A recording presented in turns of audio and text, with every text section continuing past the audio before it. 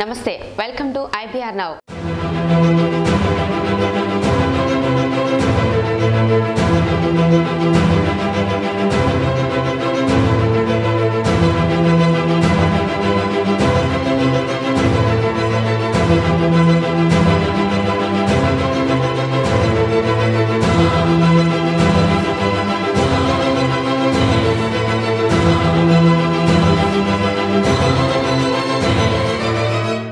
సర్పంచ్ అంటే ఊరికి నాయకుడు.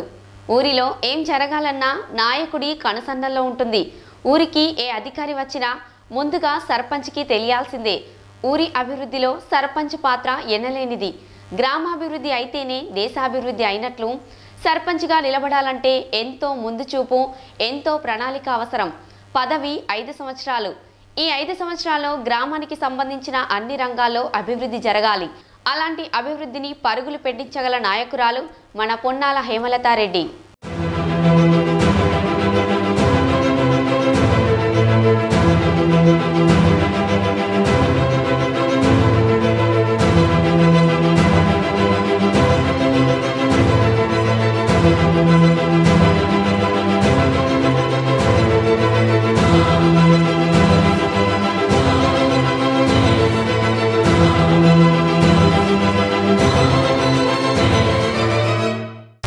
గ్రామంలోని ప్రజల అందరి మద్దతు ఎన్నుకున్న సర్పంచ్కి తోడైతే గ్రామాభివృద్ధి పరుగులు పెడుతోంది.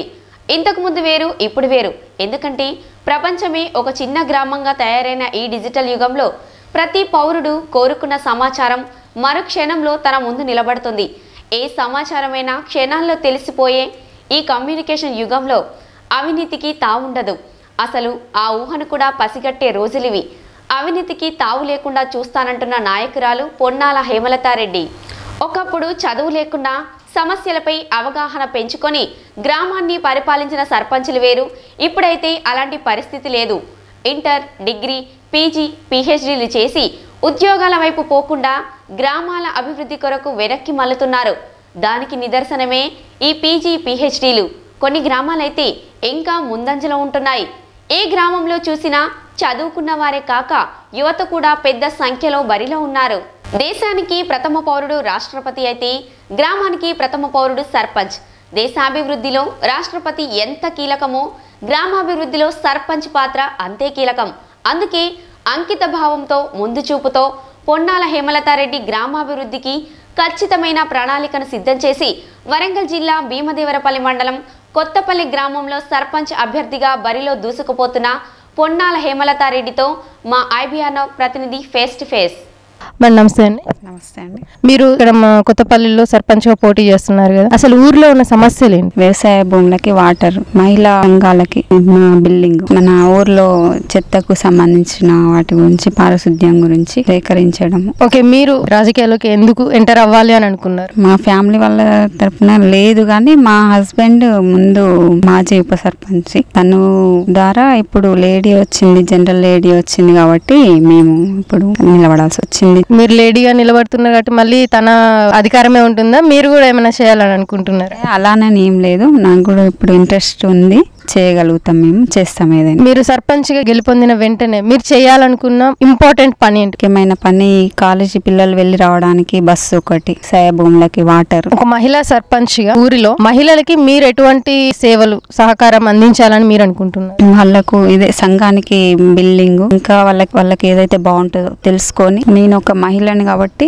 ఈ ఊర్లో ఉన్న మహిళలకు ఎలాంటి సమస్యలు కానీ ఎలాంటివి నెరవేర్చడానికి సిద్ధంగా ఉంటాను. ఈ అనాథ పిల్లలు ఊర్లో ఎవరైతే ఉన్నారో వారికి బయట NRIల ద్వారా సేకరించి డబ్బులు వాళ్లకు అందజేయగలుగుతాం. ఈ రోడ్లు, మోరీలు, స్ట్రీట్ లైట్స్, పోల్స్ ఇవన్నీ చెప్పారు. అవి కూడా మేము గెలిచిన తర్వాత చేయిస్తాం ప్రభుత్వం తరఫున.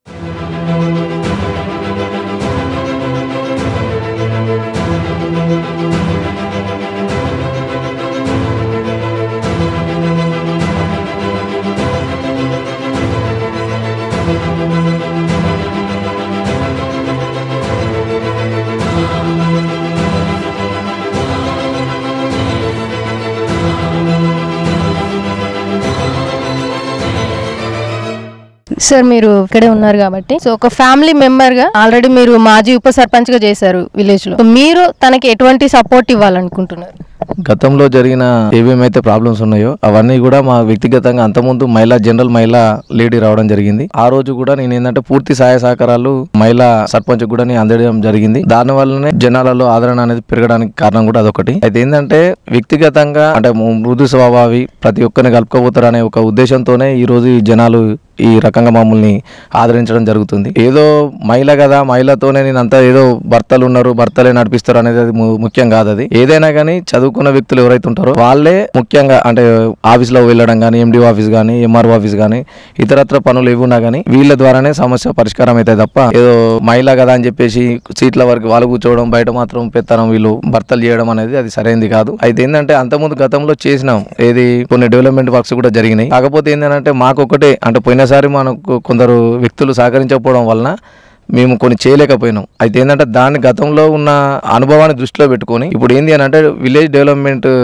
ఫండ్ అనేది ఒకటి సేకరించాలనేది ఒక ముఖ్యమైన కోరిక. దాంతోపాటు ఏంది అని అంటే రిటైర్డ్ ఉద్యోగస్తులు ఉన్నారు, వాళ్ళు ఏంది అని అంటే విశ్రాంతి ఉద్యోగస్తులు ఎవరైతే ఉన్నారో వాళ్ళను కూడా ఒక కమిటీగా ఏర్పరిచి వాళ్ళ వివిధ రంగాలలో ఉన్నారు, పోలీసులు వివిధ రకాల శాఖలలో ఉన్నారు, టీచర్స్ కానీ లేకపోతే రకరకాలుగా ఉన్నారు. వాళ్ళు ఎవరైతే ఉన్నారో వాళ్ళను కూడా ఒక కమిటీ మెంబర్స్గా చేర్చుకొని విలేజ్ డెవలప్మెంట్ కోసం పాటుపడాలనేది ఒక ముఖ్యమైన కోరిక. అలాగే ఏంది అని అంటే దేవాదుల నుంచి మాకు మీదికి ఏంటంటే మాకు కాలువ అనేది పూర్తి స్థాయిలో లేదు. ఏది దేవాదుల నుంచి వచ్చే వాటర్ ఏవైతున్నాయో దానికి వాయిలమాటు కుంట అని ఒకటి ఉంది. ఆ కుంటకు నీళ్లు అందించాలని అంటే రైతుల సహాయ సహకారాలతోని మేము ఆ నీరును కూడా కొంత అమౌంట్ అంటే దాదాపు ఒక 30-40 లక్షల వ్యయంతో అయ్యే పని కొట్టుక రైతుల సహాయ సహకారాలతో అందించాలనేది కూడా ఒక ముఖ్యమైన కోరిక. అలాగే ఏంది అని అంటే గతంలో మన డ్రైనేజ్ కానీ, సీసీ రోడ్లు కానీ, గోదాం కానీ అవన్నీ నిర్మించుకున్నాం. ఏది వరి ధాన్యం నిల్వ చేసే గోదాములు కూడా నిర్మించుకున్నాం. ఇప్పుడున్న పరిస్థితులలో ఏంది అని అంటే ఇంకా మిగతా అంటే ఊళ్ళో పూర్తి స్థాయిలో సీసీ రోడ్లు అనేటివి కాలేదు. ఆ మిగతా వాటిని కూడా కొనసాగించాల్సిన అవసరం ఉంది. దాంతోపాటు ఏంది అని అంటే ఈ గ్రామ సమైక్య భవనం అంటే మహిళా సమైక్య భవనం అనేది కూడా లేదు. మహిళా సంఘాలు ఉన్నాయి, ఏది డ్వాక్రా సంఘాలు, వాళ్ళకు కూడా ఒక నీడ అనేది ఉండాలి కాబట్టి దాన్ని కూడా ఏర్పరచాలనేది ఒక ముఖ్యమైన కోరిక. దాంతోపాటు ఏంటంటే స్కూల్లో బస్సు సౌకర్యం అనేది ఒకటి ముఖ్యం. కొత్తపల్లి అనగానే ఈ ఊళ్ళోకి ఆటోలు ఉండే ఏముండే అని చెప్పేసి ఒకళ్ళు అంటే ఊళ్ళో పిల్లని ఇవ్వడానికి కూడా కొత్తపల్లి అంటే వెనకపోయే పరిస్థితి ఉంది. అట్లాంటి పరిస్థితులలో ఏంటి అని అంటే బస్సు సౌకర్యం కల్పించాలనే ముఖ్య ఉద్దేశంతో ఇదివరకు గౌరవనీయులు మన శాసనసభ్యులు సతీష్ కుమార్ సార్ గారి దగ్గర కూడా వెళ్ళడం జరిగింది. సార్ కూడా డిఎంతో మాట్లాడినారు, ఆర్ఎంతో మాట్లాడినారు. అయితే ఏంటంటే ఇప్పుడు ఈ ఎలక్షన్ కోడ్ ఉండడం వలన బస్ అనేది అంటే ఎలక్షన్ కోడ్ తర్వాత మేము ఇస్తామని చెప్పి సార్ గారు చెప్పారు కంపల్సరీ. దాని తర్వాత కూడా బస్సు సౌకర్యం అనేది ఒకటి. అలాగే ఏంటంటే ఈ అనాథ పిల్లలు ఎవరైతే ఉన్నారో ఇప్పుడు కూడా ఉన్న అనాథ పిల్లలకి 2000 మంత్లీ మాకు వేరే అంటే మాజీ సర్పంచ్ ఎవరైతే ఉన్నారో వాళ్ళ అకౌంట్లో అమౌంట్ ఇస్తున్నారు. వాళ్ళు కూడా తీసి ఆ 2000 రూపీస్ వాళ్ళ ఇంటికి విరాళంగా ఇస్తున్నారు. అటువంటిది స్వచ్ఛందంగా కొన్ని కార్యక్రమాలు చేయాలంటే ఎన్ఆర్ఐస్ ఎవరైతే ఉన్నారో వాళ్ళను కూడా మోటివేట్ చేయడం, వాళ్ళ ద్వారా మేము నిధులు సేకరించి ఊళ్ళో ఉన్నటువంటి వ్యక్తులకు అవసరాలు తీర్చాలని చెప్పేసి మేము కూడా కోరుకుంటున్నాం. అలాగే ఏంటంటే చెత్త అనేది ఇప్పుడు ఏంటంటే మురికి నీరు ఒకటి, పారిశుద్ధ్యం అంటే ఇవి రెండు కలిపి కావాలని చెప్పేసి మన మోడీ గారు కూడా స్వచ్ఛ భారత్ ప్రోగ్రామ్ అనేది ఏర్పాటు చేయడం జరిగింది. అది ఏంటంటే నేను ఎందుకు చెప్తున్నానంటే గతంలో ఉన్న అనుభవాన్ని బట్టి నేను చెప్తున్నా. అయితే ఏంటంటే విలేజ్లో ఒక్కొక్క కూడలి దగ్గర చెత్తకు సంబంధించి ఏది పొడి చెత్తకు సంబంధించినటువంటి వ్యర్థాలు ఏవైనా ఉన్నా కానీ ఆ కుండీలో వేయడం, అవి తీసుకుపోయి డంపింగ్ యార్డ్ అనేది ఒకటి నిర్మించుకున్నాం. ఆ డంపింగ్ యార్డ్లో కూడా ఇవన్నీ తీసుకుపోయి అక్కడ బయట పడేస్తే ఇబ్బంది లేకుండా ఉంటుంది అనే ఉద్దేశంతో అది కూడా చేద్దామనేది ఒక ఆలోచన ఉంది. ఇది ఏది చేసినా చెప్పడం వరకు నేను ఏంటంటే గత అనుభవం దృష్టిలో పెట్టుకొని చెప్తున్నాను తప్ప నేను చేయడం కాదు.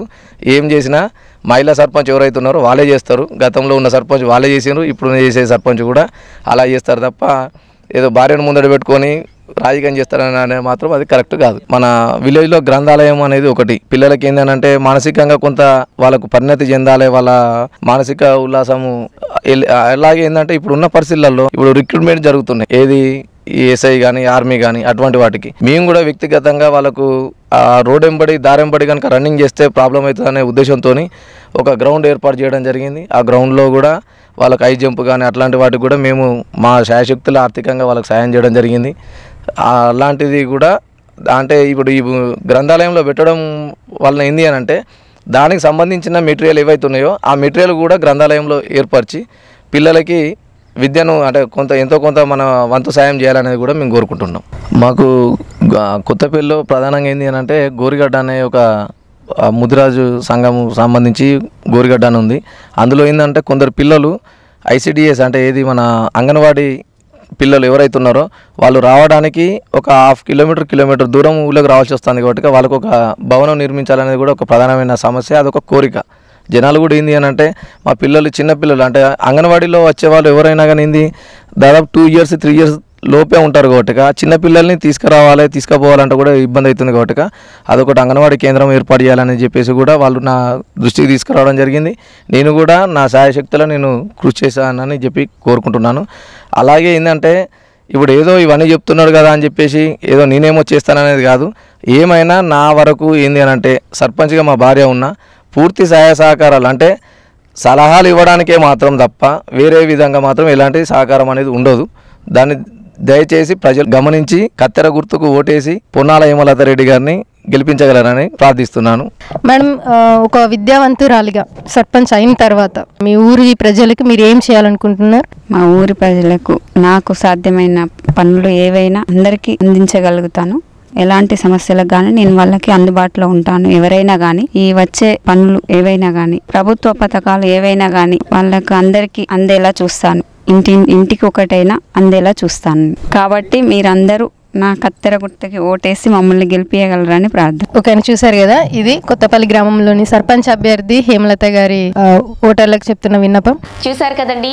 కుల మత వర్గాల వారాని పక్షపాత ధోరణితో కాకుండా ఏ నాయకుడైతే ప్రజా సమస్యల పరిష్కారంతో పాటు సర్వతోముఖాభివృద్ధి పదంలో నడిపించగలడో ఆ నాయకుని సర్పంచ్గా ఎన్నుకొని ప్రజాస్వామ్యాన్ని కాపాడుకుందాం. కొత్తపల్లి గ్రామ సర్పంచ్గా పొన్నాల హేమలతారెడ్డి గారి కత్తెర గుర్తుకు ఓటు వేసి అధిక మెజారిటీతో గెలుపొందాలని ఆశిద్దాం. మరిన్ని అప్డేట్స్ కోసం చూస్తూనే ఉండండి IBR Now.